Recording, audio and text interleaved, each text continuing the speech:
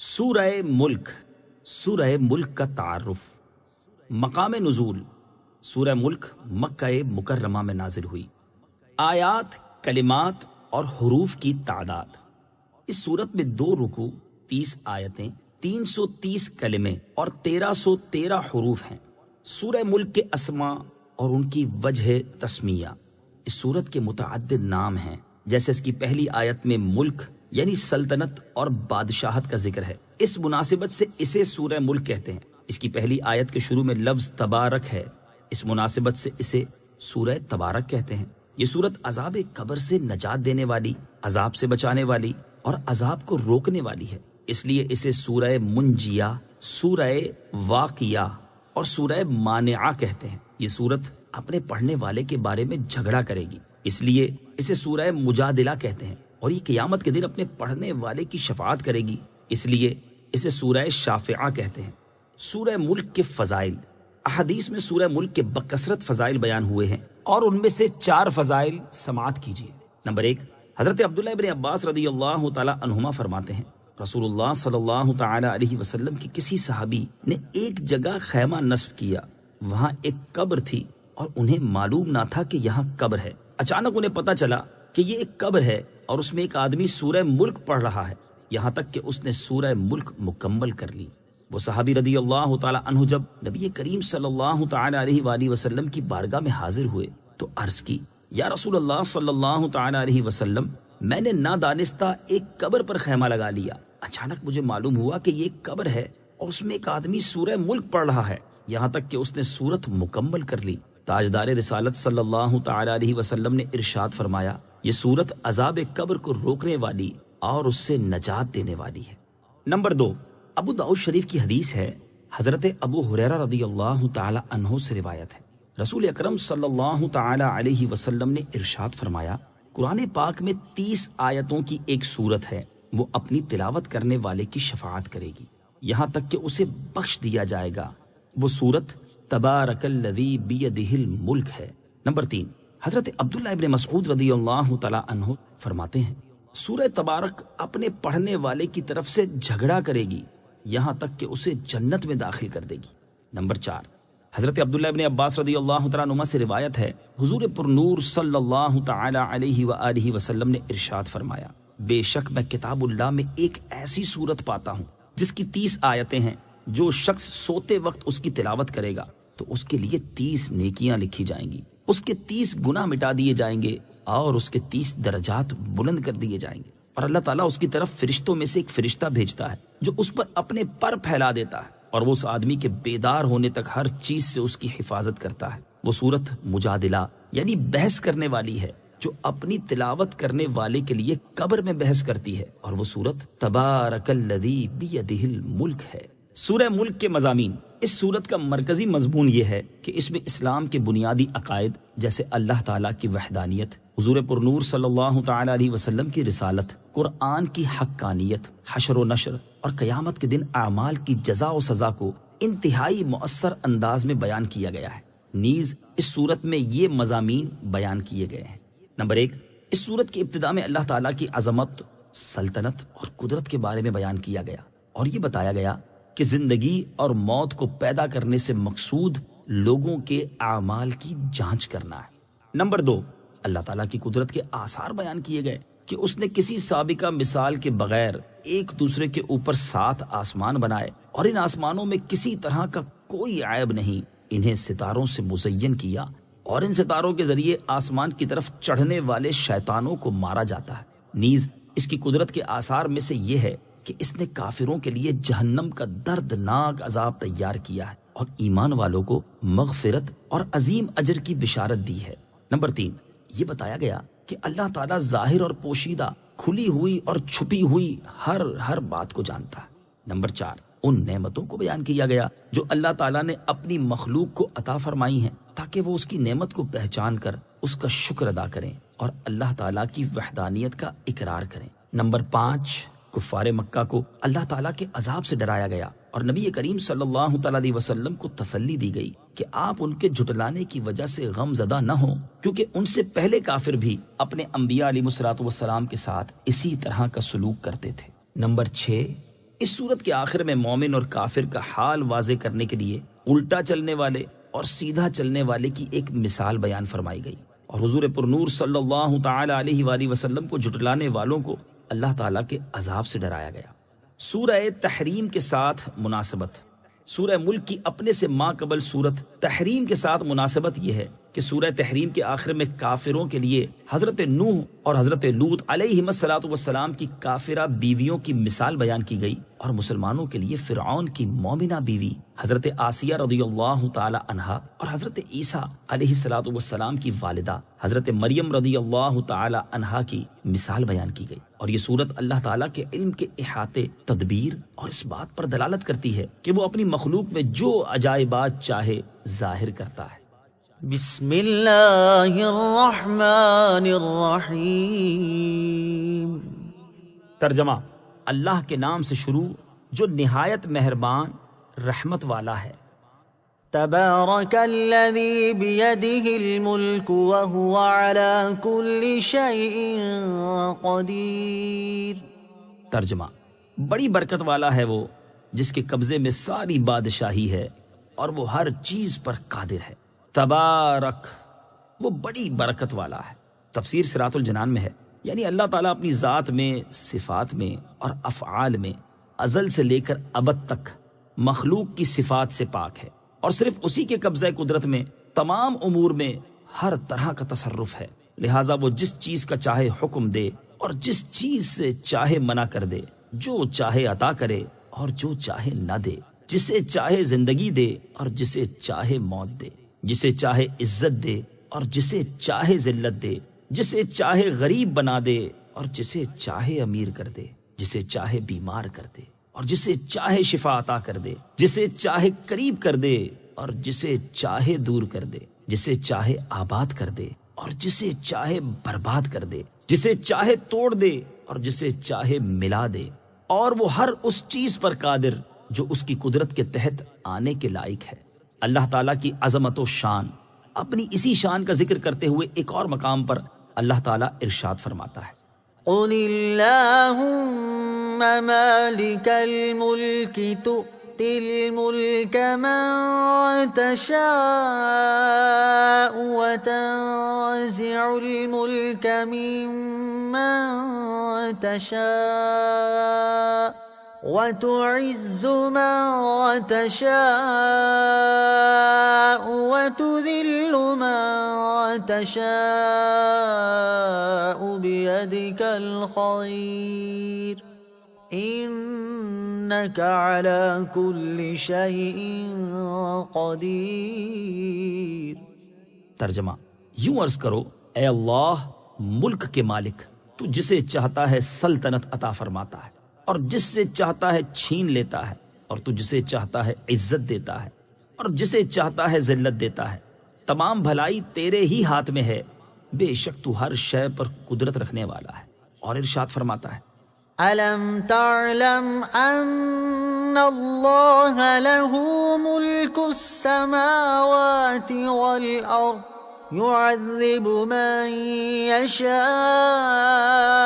وَيَغْفِرُ لِمَن يَشَاءُ وَاللَّهُ عَلَى كُلِّ شَيْءٍ قَدِيرٌ۔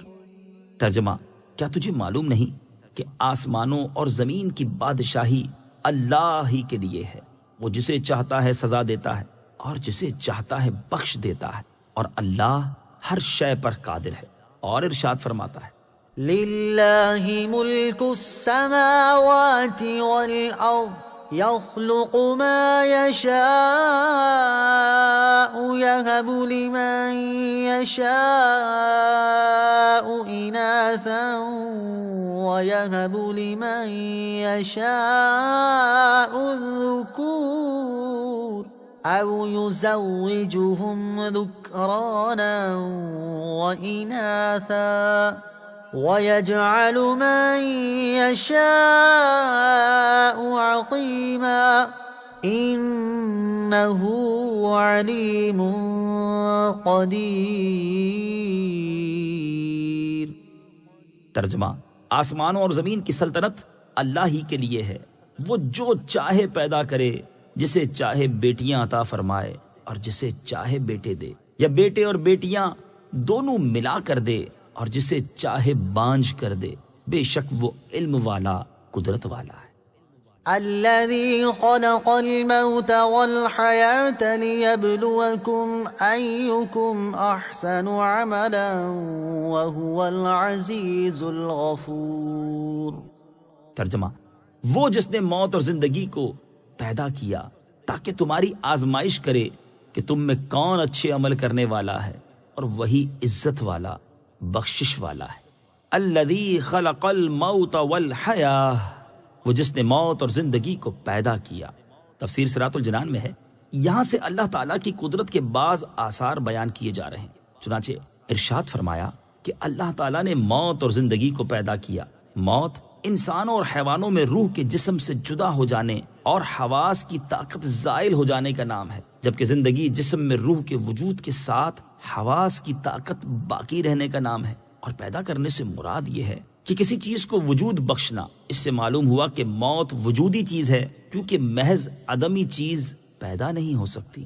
لِيَبْلُوَكُمْ أَيُّكُمْ أَحْسَنُ عَمَلًا، تاکہ تمہاری آزمائش کرے کہ تم میں کون اچھے عمل کرنے والا ہے۔ تفسیر صراط الجنان میں ہے، یہاں زندگی اور موت پیدا کرنے کی حکمت بیان کی جا رہی ہے کہ اے لوگو، اللہ تعالیٰ نے تمہاری موت اور زندگی کو اس لیے پیدا کیا تاکہ دنیا کی زندگی میں وہ اپنے احکامات اور ممنوعات کے ذریعے تمہاری آزمائش کرے کہ کون زیادہ فرما بردار، مخلص اور شریعت کے بیان کردہ طریقے کے مطابق عمل کرنے والا ہے۔ اور کوئی اپنے برے اعمال کے ذریعے اللہ تعالیٰ کو عاجز نہیں کر سکتا، کیونکہ وہ غالب ہے اور گناہ گاروں میں سے جو توبہ کرے اسے وہ بخشنے والا ہے۔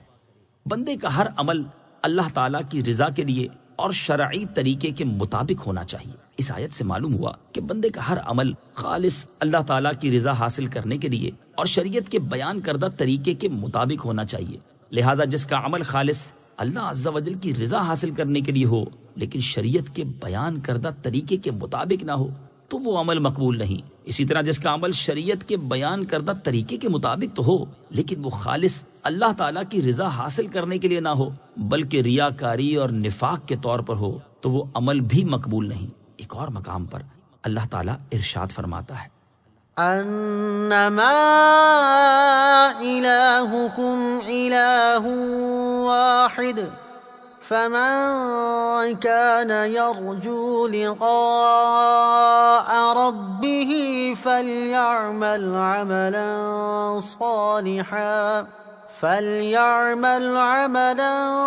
صالحا ولا يشرك بعبادت ربه احدا۔ ترجمہ، تمہارا معبود ایک ہی معبود ہے، تو جو اپنے رب سے ملاقات کی امید رکھتا ہو اسے چاہیے کہ نیک کام کرے اور اپنے رب کی عبادت میں کسی کو شریک نہ کرے۔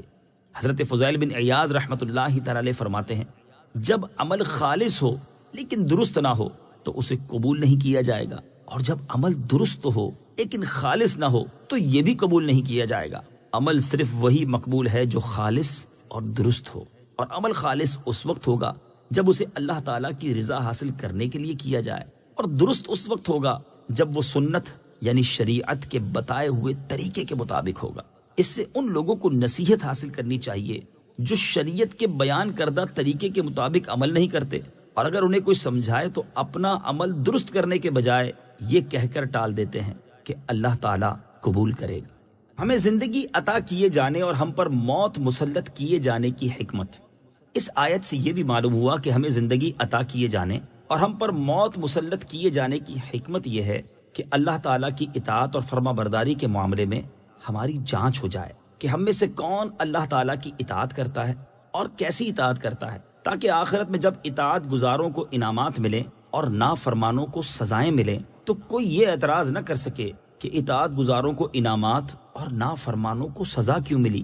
یاد رکھیں کہ دنیا کی زندگی ایک دن ضرور ختم ہو جائے گی، جبکہ آخرت کی زندگی ہمیشہ باقی رہنے والی ہے، جیسا کہ اللہ تعالیٰ ارشاد فرماتا ہے، وما هذه الحياة الدنيا إلا لهو ولعب وَإِنَّ الدَّارَ الْآخِرَةَ لَهِيَ الْحَيَوَانُ لَوْ كَانُوا يَعْلَمُونَ۔ ترجمہ، اور یہ دنیا کی زندگی تو صرف کھیل کود ہے، اور بے شک آخرت کا گھر ضرور وہی سچی زندگی ہے، کیا ہی اچھا تھا اگر وہ یہ جانتے۔ اور ارشاد فرمایا، وَمَا أُوتِيتُم مِّن شَيْءٍ فَمَتَاعُ الْحَيَاةِ الدُّنْيَا وَزِينَتُهَا وَمَا عِندَ اللَّهِ خَيْرٌ وَأَبْقَىٰ أَفَلَا تَعْقِلُونَ۔ ترجمہ، اور اے لوگو، جو کچھ چیز تمہیں دی گئی ہے تو وہ دنیاوی زندگی کا ساز و سامان اور اس کی زینت ہے، اور جو ثواب اللہ کے پاس ہے وہ بہتر اور زیادہ باقی رہنے والا ہے، تو کیا تم سمجھتے نہیں؟ اور دنیا کی رنگینیوں اور رونقوں سے بھی ہمیں آزمایا جا رہا ہے کہ ہم کیسے عمل کرتے ہیں۔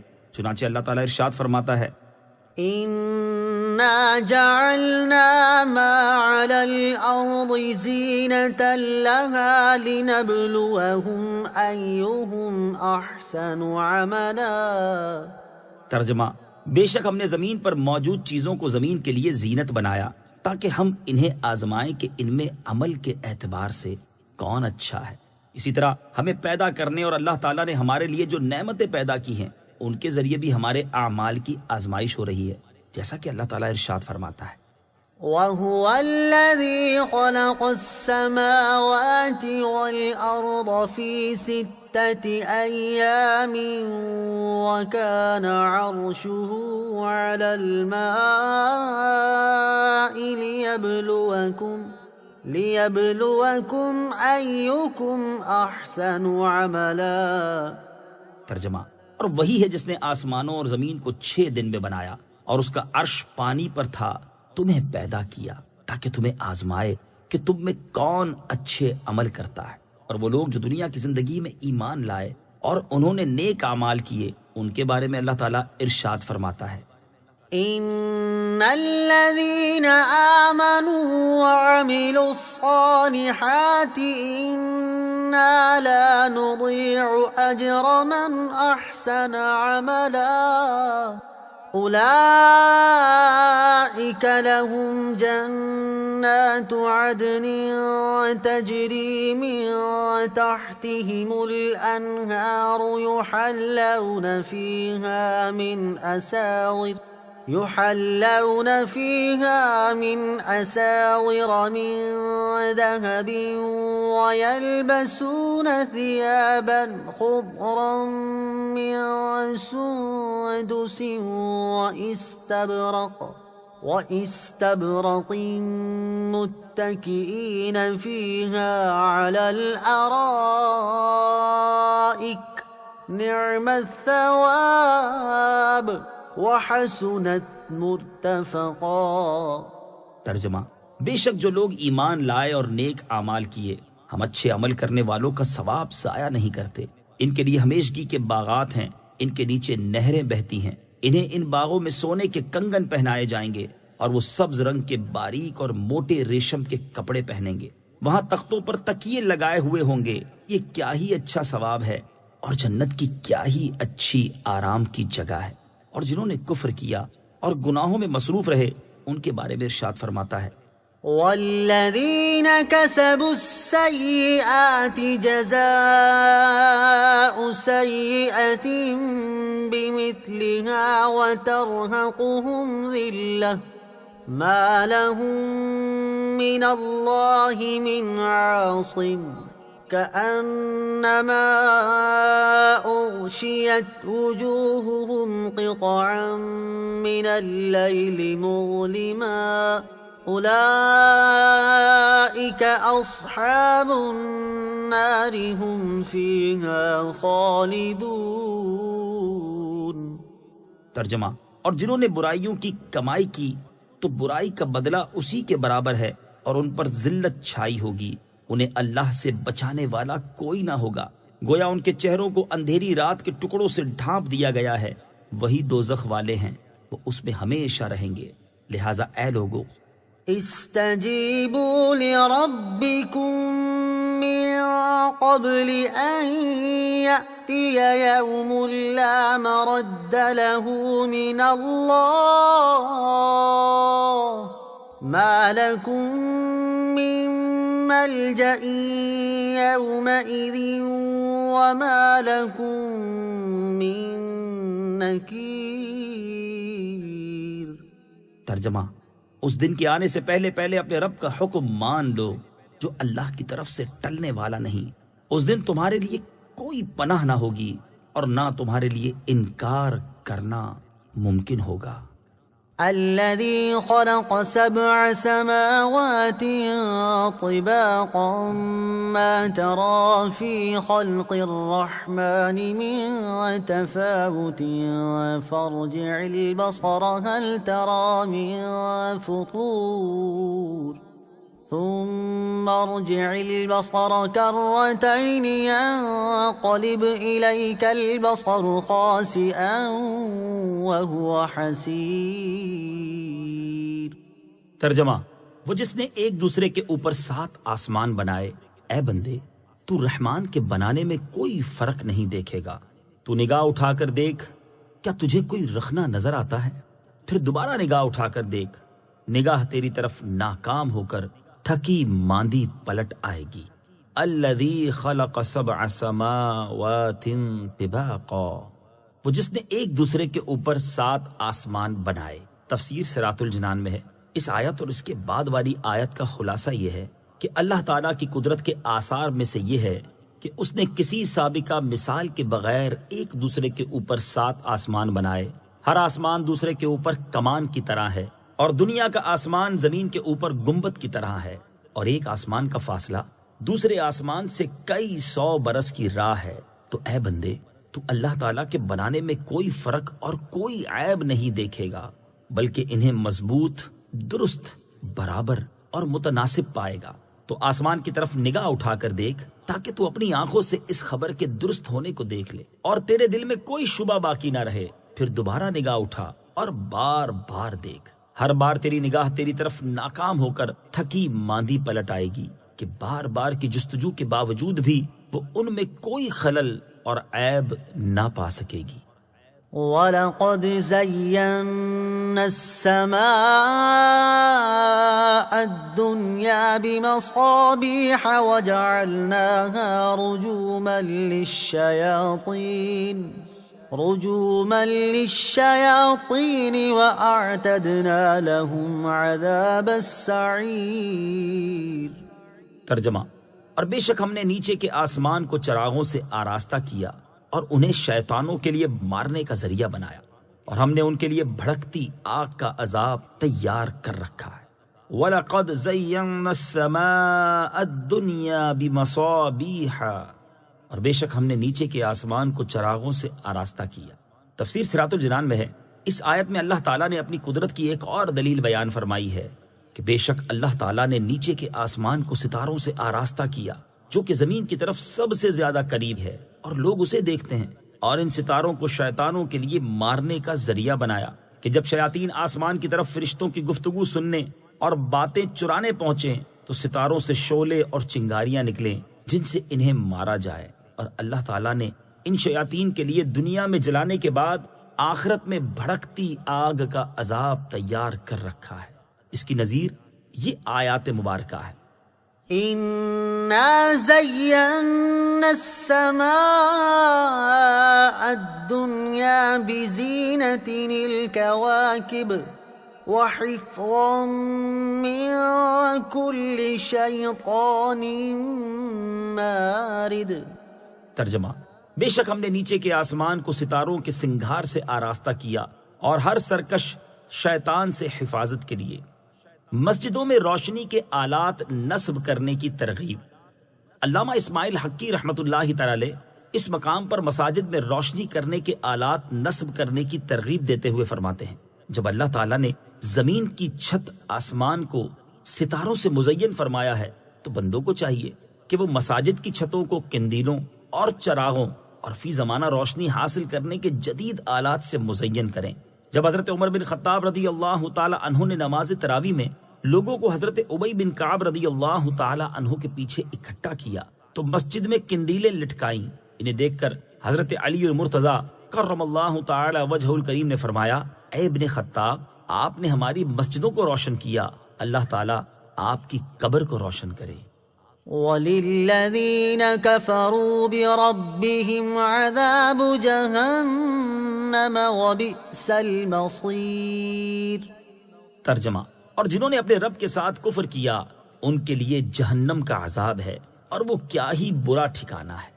وَلِلَّذِينَ كَفَرُوا بِرَبِّهِمْ، اور جنہوں نے اپنے رب کے ساتھ کفر کیا۔ تفسیر صراط الجنان میں ہے، یعنی بھڑکتی آگ کا عذاب شیطانوں کے ساتھ ہی خاص نہیں بلکہ انسانوں اور جنوں میں سے جس نے بھی اللہ تعالیٰ کے ساتھ کفر کیا ان کے لیے ہم نے جہنم کا عذاب تیار کر رکھا ہے، اور وہ کیا ہی برا ٹھکانہ ہے کہ وہ جگہ بھی تکلیف دے، وہاں کا کھانا پانی بھی تکلیف دے، سانپ بچھو تکلیف دے اور ساتھی بھی ایذا رسا۔ غرض یہ کہ اس میں ہر تکلیف جمع ہے۔ اذا القوا فيها سمعوا لها شهيقا وهي تفور۔ ترجمہ، جب وہ کفار اس میں ڈالے جائیں گے تو جہنم کی چنگھاڑ سنیں گے اور وہ جوش مارتی ہوگی۔ اذا القوا فيها، جب وہ کفار اس میں ڈالے جائیں گے۔ تفسیر صراط الجنان میں ہے، یہاں سے اللہ تعالیٰ نے جہنم کے اوصاف بیان فرمائے ہیں۔ چنانچہ اس آیت کا خلاصہ یہ ہے کہ جب وہ کفار جہنم میں اس طرح ڈالے جائیں گے جس طرح بڑی آگ میں لکڑیاں ڈالی جاتی ہیں تو وہ گدھے کی آواز کی طرح جہنم کی خوفناک چنگھاڑ سنیں گے، اور اس وقت جہنم ایسے جوش مارتی ہوگی جیسے پانی ہنڈیا میں جوش مارتا ہے۔ پل صراط سے گزرتے وقت جنتیوں پر انعام۔ یاد رہے کہ قیامت کے دن جنتی اگرچہ پل صراط سے گزریں گے لیکن اس وقت ان پر یہ انعام ہوگا کہ وہ جہنم کی ہلکی سی آواز بھی نہ سنیں گے، جیسا کہ ارشاد باری تعالی ہے، لا يسمعون حسيسها وهم فيما اشتهت أنفسهم خالدون۔ ترجمہ، وہ اس کی ہلکی سی آواز بھی نہ سنیں گے اور وہ اپنی دل پسند نعمتوں میں ہمیشہ رہیں گے۔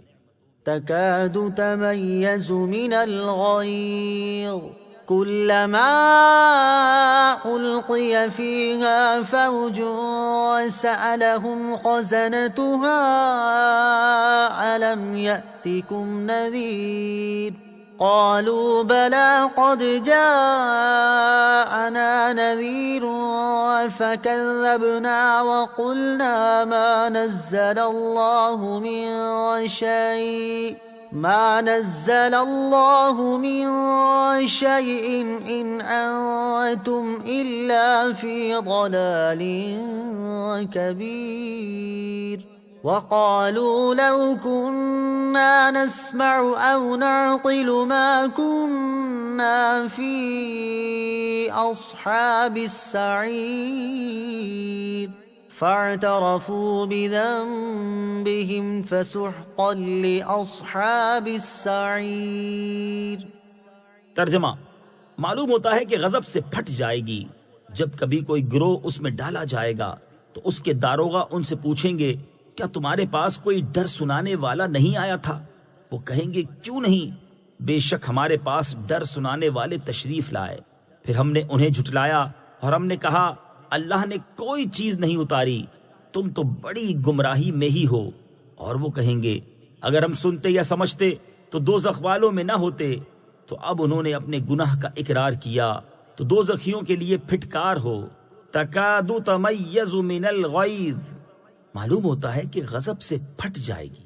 تفسیر صراط الجنان میں ہے، یہاں جہنم کا ایک اور وصف بیان کیا گیا کہ جہنم کفار پر غضبناک ہوگی اور یوں لگے گا جیسے غضب کی شدت کی وجہ سے جہنم ابھی پھٹ جائے گی اور اس کے اجزاء ایک دوسرے سے جدا ہو جائیں گے۔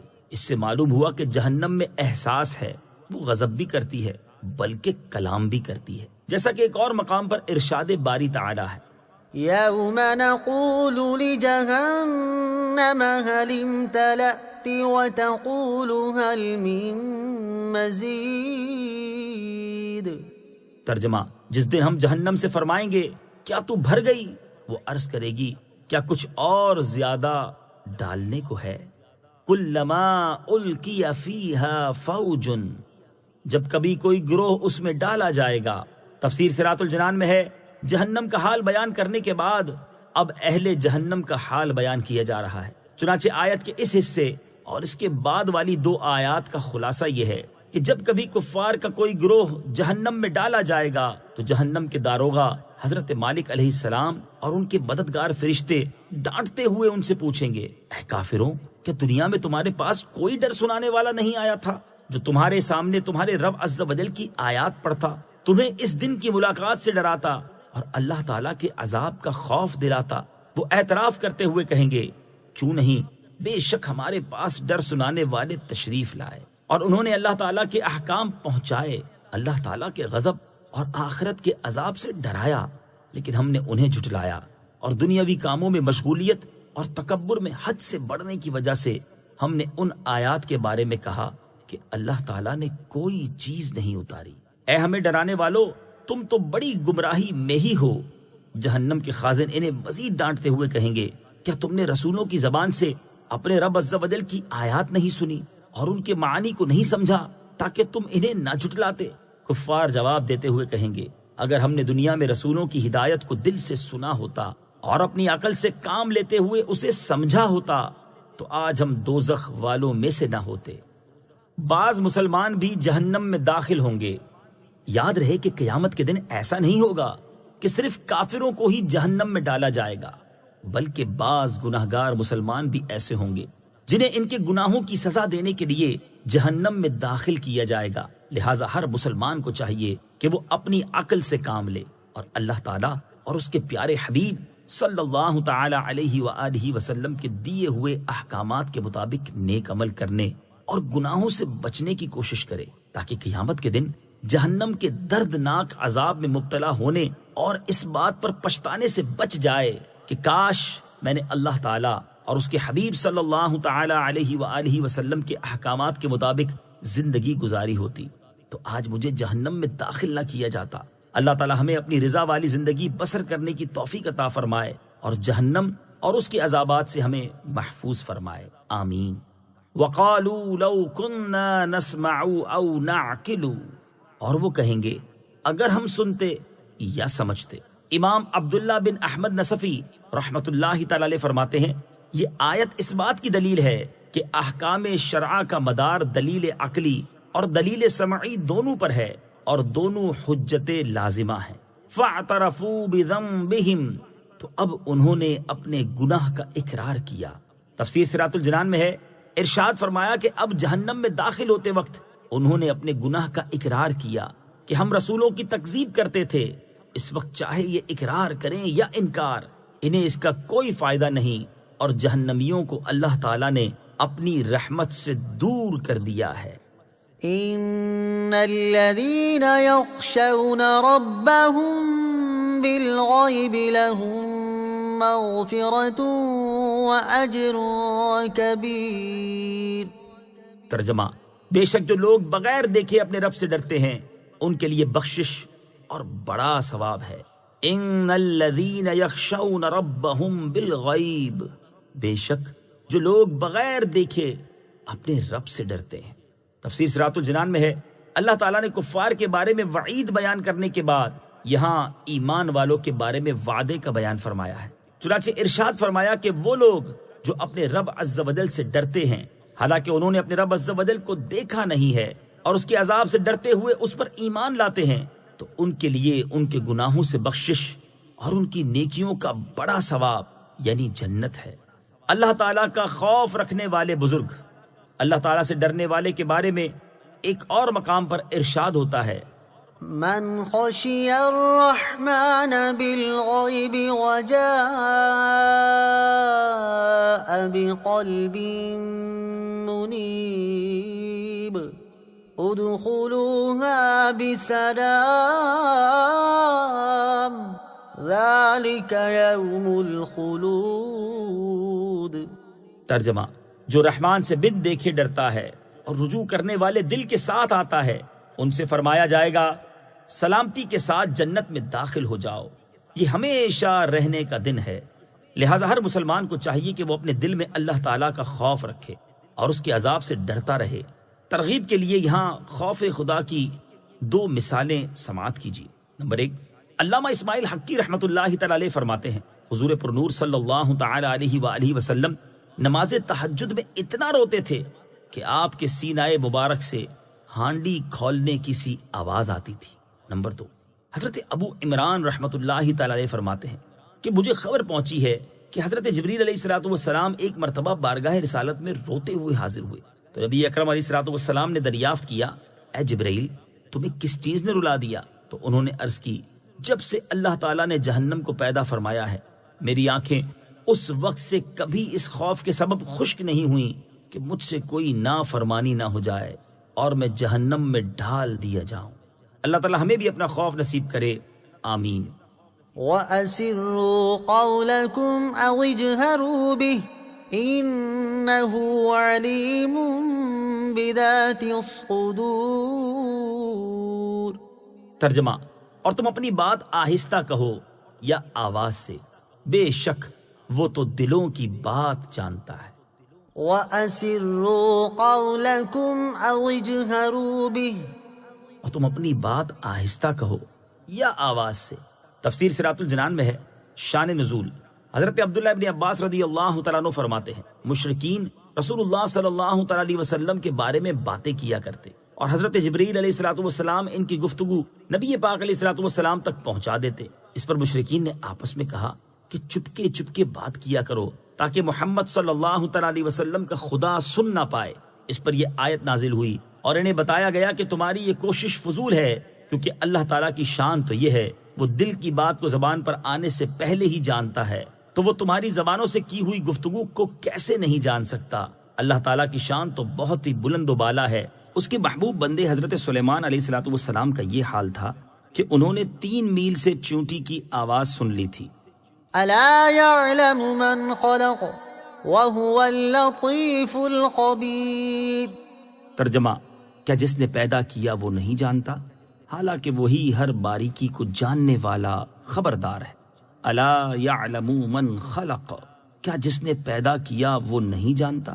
تفسیر صراط الجنان میں ہے، اس سے پہلی آیت میں کیے ہوئے دعوے کی دلیل دیتے ہوئے ارشاد فرمایا کہ جس رب تعالیٰ نے اپنی کامل حکمت سے تمام اشیاء کو وجود بخشا ہے اور انہی چیزوں میں تمہاری آہستہ یا بلند آواز سے کی گئی گفتگو بھی شامل ہے، تو کیا اسے تمہاری باتوں کا علم نہ ہوگا؟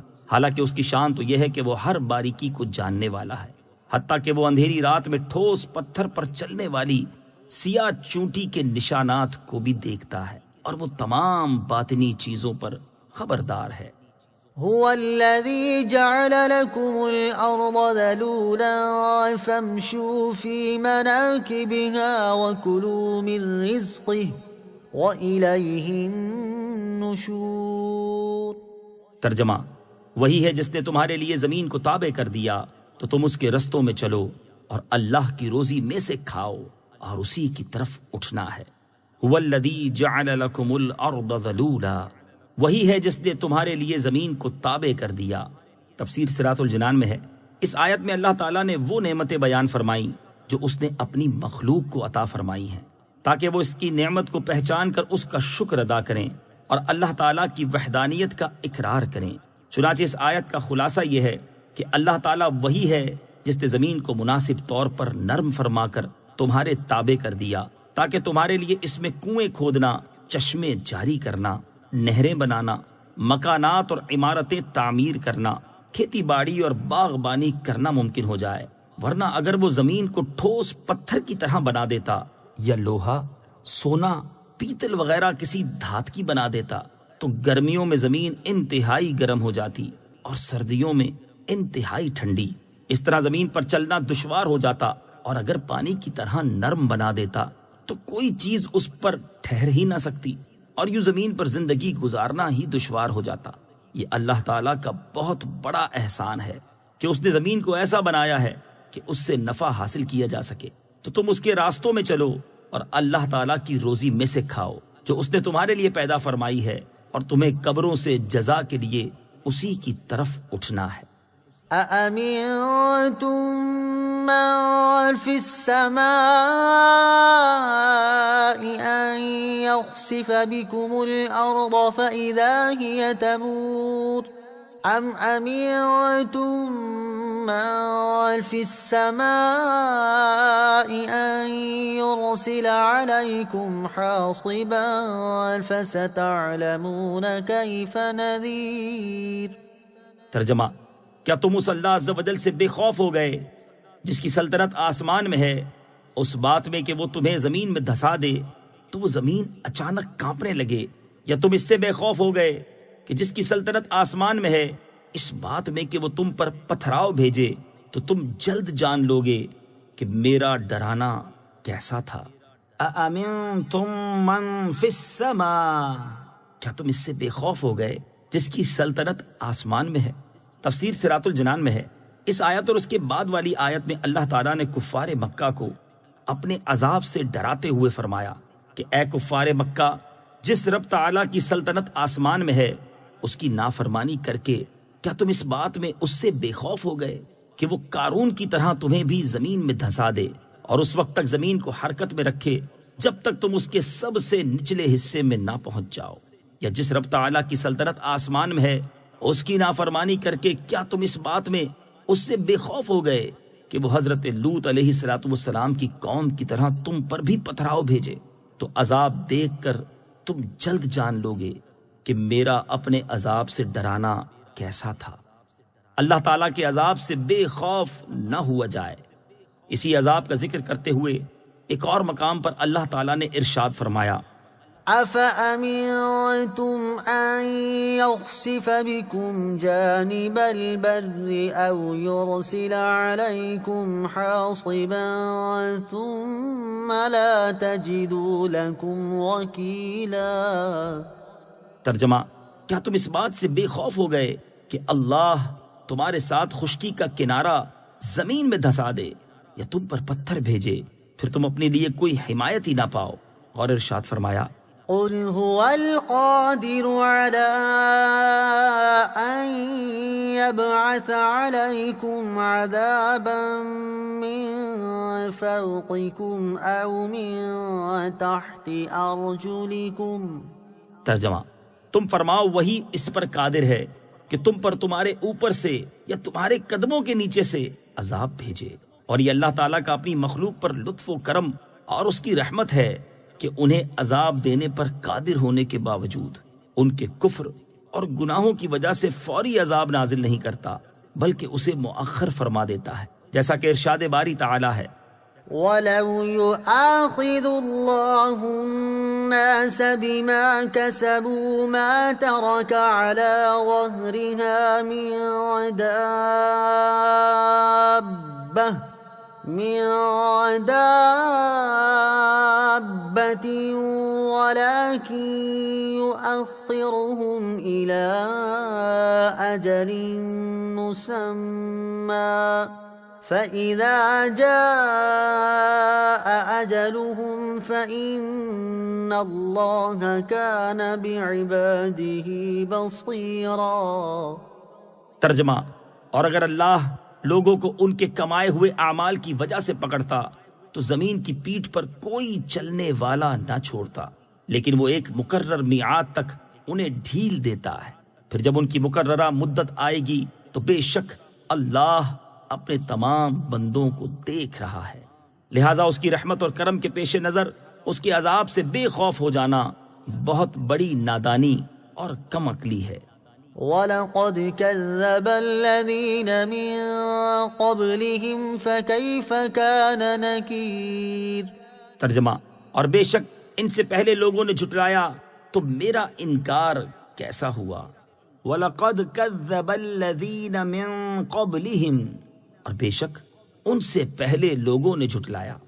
تفسیر صراط الجنان میں ہے، اس آیت میں اللہ تعالیٰ نے اپنے حبیب علیہ السلام کو تسلی دیتے ہوئے اور کفار مکہ کو اپنے عذاب سے ڈراتے ہوئے فرمایا کہ اے پیارے حبیب صلی اللہ تعالی علیہ وآلہ وسلم، کفار مکہ آپ کو جھٹلاتے ہیں تو اس پر آپ غم نہ فرمائیں، کیونکہ کفار مکہ سے پہلی امتوں کے کفار جیسے حضرت نوح علیہ السلام کی قوم اور قوم عاد وغیرہ نے بھی میرے رسولوں کو جھٹلایا، تو جب میں نے انہیں ہلاک کیا تو اس وقت میرا انکار کیسا ہوا؟ کیا انہوں نے میرے عذاب کو حق نہیں پایا؟ ضرور انہوں نے میرے عذاب کو حق پایا ہے۔ اولم يروا الى الطير فوقهم صافات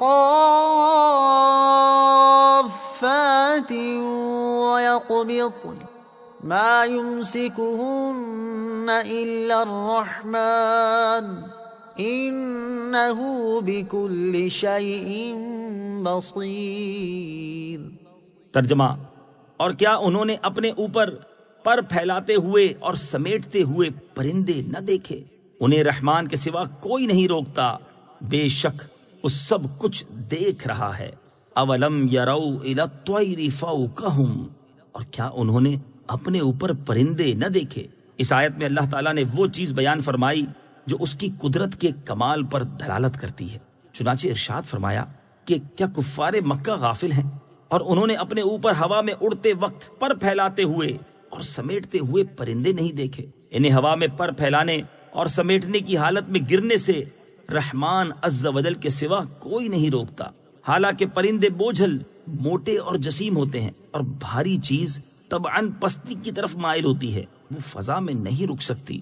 یہ اللہ تعالیٰ کی قدرت ہے کہ وہ ٹھہرے رہتے ہیں، اور جس طرح اللہ تعالیٰ نے پرندوں کو فضا میں ٹھہرایا، ایسے ہی آسمانوں کو جب تک وہ چاہے روکے ہوئے ہے، اور اگر وہ نہ روکے تو آسمان گر پڑیں۔ بے شک وہ سب کچھ دیکھ رہا ہے اور اس پر کوئی بھی چیز پوشیدہ نہیں ہے۔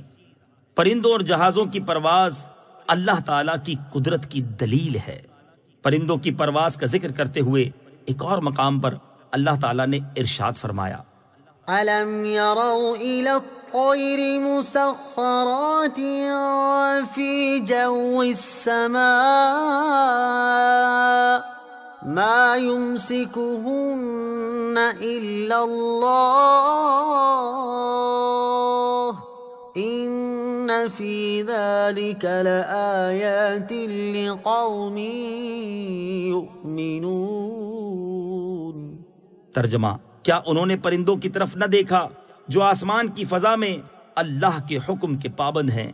انہیں وہاں اللہ کے سوا کوئی نہیں روکتا، بے شک اس میں ایمان والوں کے لیے نشانیاں ہیں۔ اس سے معلوم ہوا کہ پرندوں کو ہوا میں محض پر نہیں روکتے، بلکہ انہیں اللہ تعالیٰ روکے ہوئے ہے۔ اسی طرح فی زمانہ ہوا میں محو پرواز ٹنوں وزنی ہوائی جہازوں کو مشین اور انجن گرنے سے نہیں بچاتے، بلکہ انہیں بھی اللہ تعالیٰ ہی گرنے سے بچاتا ہے، یعنی مؤثر حقیقی اللہ عز و جل کی ذات ہے۔ أَمَّنْ هَذَا الَّذِي هُوَ جُندٌ لَكُمْ يَنصُرُكُم مِّن دُونِ الرَّحْمَٰنِ إِنِ الْكَافِرُونَ إِلَّا فِي غُرُورٍ۔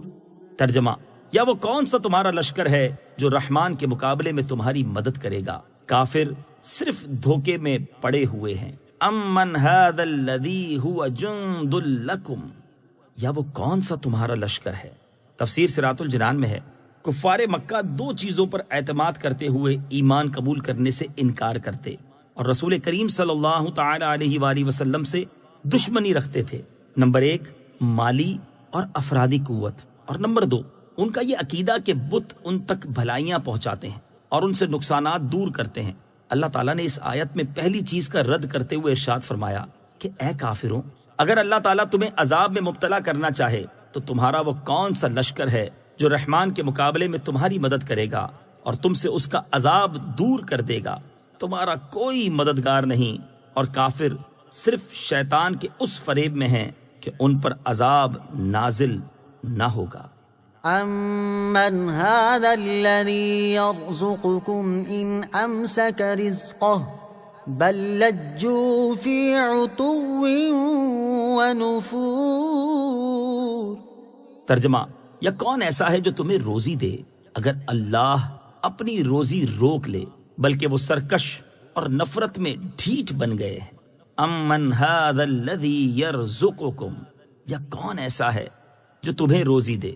تفسیر صراط الجنان میں ہے، اس آیت میں دوسری چیز کا رد کرتے ہوئے ارشاد فرمایا کہ اے کافروں، اللہ تعالیٰ نے تمہیں جو رزق دیا ہے، اگر وہ اپنا رزق اور اس کے پہنچنے کے اسباب جیسے بارش یا دھوپ وغیرہ روک لے، تو ایسا کون ہے جو تمہیں کھلائے اور پلائے گا اور تم تک تمہاری غذا پہنچائے گا؟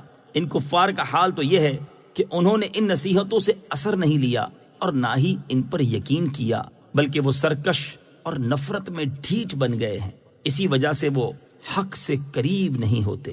اس آیت سے معلوم ہوا کہ ساری مخلوق کو حقیقی طور پر رزق دینے والا اللہ تعالیٰ ہے، اور یہ اس کا بہت بڑا انعام ہے، اور جس نے مخلوق پر اتنا عظیم احسان اور انعام فرمایا، صرف وہی عبادت کیے جانے کا حقدار ہے۔ جیسا کہ ایک اور مقام پر اللہ تعالیٰ ارشاد فرماتا ہے، يا أيها الناس اذكروا نعمة الله عليكم هل من خالق غير الله يرزقكم من السماء والأرض لا إله إلا هو فأنا تؤفكون۔ ترجمہ: اے لوگو، اپنے اوپر اللہ کا احسان یاد کرو، کیا اللہ کے سوا اور بھی کوئی خالق ہے جو آسمان اور زمین سے تمہیں روزی دیتا ہے؟ اس کے سوا کوئی معبود نہیں، تو تم کہاں الٹے پھرے جاتے ہو؟ أفمن يمشي مكبا على وجهه أهدى أمن يمشي سويا على صراط مستقيم۔ ترجمہ: تو کیا وہ جو اپنے منہ کے بل اوندھا چلے وہ زیادہ راہ پر ہے، یا وہ جو سیدھی راہ پر سیدھا چلے؟ افمن یمشی مکبا علی وجہہ، تو کیا وہ جو اپنے منہ کے بل اوندھا چلے؟ تفسیر صراط الجنان میں ہے، اس آیت میں اللہ تعالیٰ نے مومن اور کافر کا حال واضح کرنے کے لیے ایک مثال بیان فرمائی ہے۔ چنانچہ ارشاد فرمایا کہ اے لوگو، کیا وہ شخص جو اپنے منہ کے بل اوندھا چلے اور نہ آگے دیکھے نہ پیچھے، نہ دائیں دیکھے نہ بائیں، وہ زیادہ راہ پر ہے، یا وہ شخص جو راستے کو دیکھتے ہوئے سیدھی راہ پر سیدھا چلے جو منزل مقصود تک پہنچانے والی ہے؟ کافر اور مومن کی دنیاوی مثال اور ان کا اخروی حال۔ اس مثال کا مقصود یہ ہے کہ کافر گمراہی کے میدان میں اس طرح حیران و سرگرداں جاتا ہے کہ نہ اسے منزل معلوم اور نہ وہ راستہ پہچانے، اور مومن آنکھیں کھولے راہ حق دیکھتا اور پہچانتا چلتا ہے۔ یہ تو کافر اور مومن کی دنیاوی مثال ہے، جبکہ آخرت میں کفار کو واقعی منہ کے بل اٹھایا جائے اور چہروں کے بل جہنم کی طرف ہانکا جائے گا۔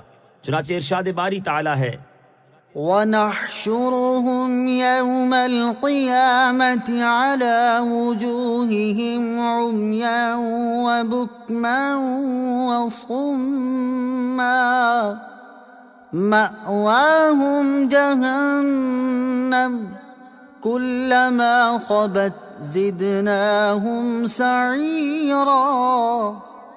ترجمہ: اور ہم انہیں قیامت کے دن ان کے منہ کے بل اٹھائیں گے، اس حال میں کہ وہ اندھے اور گونگے اور بہرے ہوں گے۔